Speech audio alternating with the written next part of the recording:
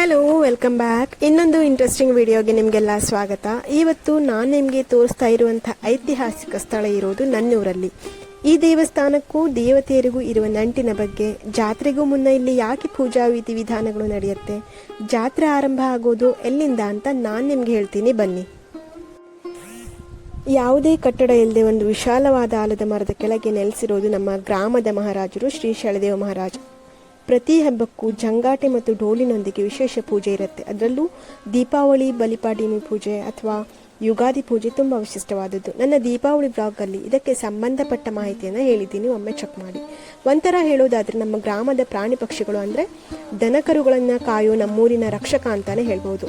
ಇದು ದೇವಸ್ಥಾನದ ಆವಾರ. ಜಾತ್ರೆಯ ಕೆಲಸಗಳು ಜೋರಾಗಿ ನಡೀತಾ ಇದೆ. ಇನ್ನೇನು ಬಣ್ಣ ಹಚ್ಚಿದ ಮೇಲೆ ತುಂಬ ಸುಂದರವಾಗಿ ಕಾಣುತ್ತೆ.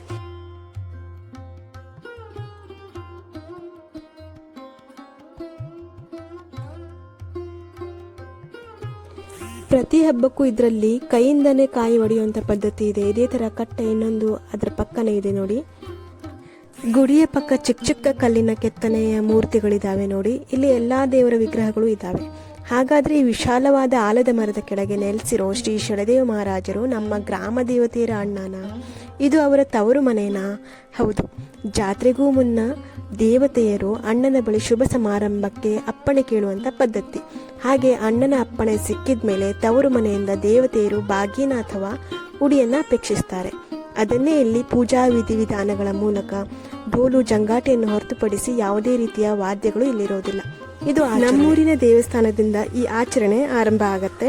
ಡೋಲು, ಜಂಗಾಟೆ, ದೇವಸ್ಥಾನದ ಪತಾಕೆ, ಮೆರವಣಿಗೆ ಮೂಲಕ ಗ್ರಾಮ ದೇವಸ್ಥಾನವನ್ನು ಪ್ರವೇಶಿಸಿ ಅಲ್ಲಿ ಎಲ್ಲ ಪೂಜಾ ವಿಧಿವಿಧಾನಗಳನ್ನು ಮುಗಿಸಿ ತವರು ಮನೆಯ ಉಡುಗೊರೆಯನ್ನು ನೀಡಿದ ಮೇಲೇ ಗ್ರಾಮ ದೇವತೆಯರು ಜಾತ್ರೆಗೆ ಸಜ್ಜಾಗ್ತಾರೆ.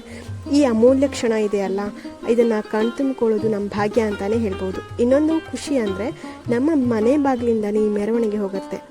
ಇದನ್ನು ಕಣ್ತುಂಬಿಕೊಳ್ಬೇಕು, ಅಷ್ಟು ಚೆಂದ ಇರುತ್ತೆ.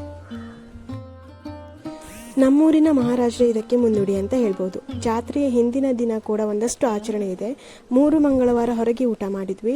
ಇನ್ನು ಕೊನೆಯ ಮಂಗಳವಾರ ಆ ದಿನ ಬಾಗಿಲುಗಳನ್ನು ಮುಚ್ಚೋದಿಲ್ಲ. ಮನೆಯ ಒಳಗೇ ಅಡುಗೆ ಮಾಡಿ ಹೊರಗೆ ಒಂದು ಮರದ ಕೆಳಗೆ ಕೂತು ಊಟ ಮಾಡಿ. ಹಾಗೆ ಕೊನೆಯ ಹೊರ ಮಂಗಳವಾರ ಆದಮೇಲೆ ದೇವಸ್ಥಾನವನ್ನು ಜಾತ್ರೆಯ ಹಿಂದಿನ 2 ದಿನಗಳವರೆಗೆ ಮುಚ್ತಾರೆ. ಯಾವುದೇ ಪೂಜಾ ಸೇವೆಗಳು ಇರೋದಿಲ್ಲ. ಕೊನೆಯ ಹೊರ ಮಂಗಳವಾರ ಅಂಕೆಯನ್ನು ಹಾಕ್ತಾರೆ. ಅಂಕೆ ಹಾಕೋದು ಅಂದರೆ ಗಡಿಯನ್ನು ರಕ್ಷಣೆ ಮಾಡೋದು. ಜಾತ್ರೆ ಆರಂಭ ಆದಮೇಲೆ ದೇವಿಯರು ದೇವಸ್ಥಾನದಿಂದ ಹೊರಗೆ ಇರ್ತಾರೆ, ಅಂದರೆ ಜಾತ್ರಾ ಮಂಟಪದಲ್ಲಿ. ಆಗ ಯಾವುದೇ ದುಷ್ಟಶಕ್ತಿ ನಮ್ಮ ಗಡಿಯನ್ನು ಪ್ರವೇಶಿಸಬಾರ್ದು ಅಂತ ಕೊನೆಯ ಹೊರ ಮಂಗಳವಾರದ ದಿನ ರಾತ್ರಿ ಅಂಕೆ ಅಥವಾ ಗಡಿಯನ್ನು ಕಟ್ತಾರೆ. ಒಬ್ಬ ತಾಯಿ ತನ್ನ ಮಗುವನ್ನು ಹೇಗೆ ಕಾಪಾಡ್ಕೊಳ್ತಾಳೆ, ಹಾಗೆ ಇದು ಕೂಡ ದುಷ್ಟಶಕ್ತಿಯಿಂದ ತನ್ನ ಭಕ್ತರಿಗೆ ರಕ್ಷಣೆಯನ್ನು ನೀಡ್ತಾಳೆ.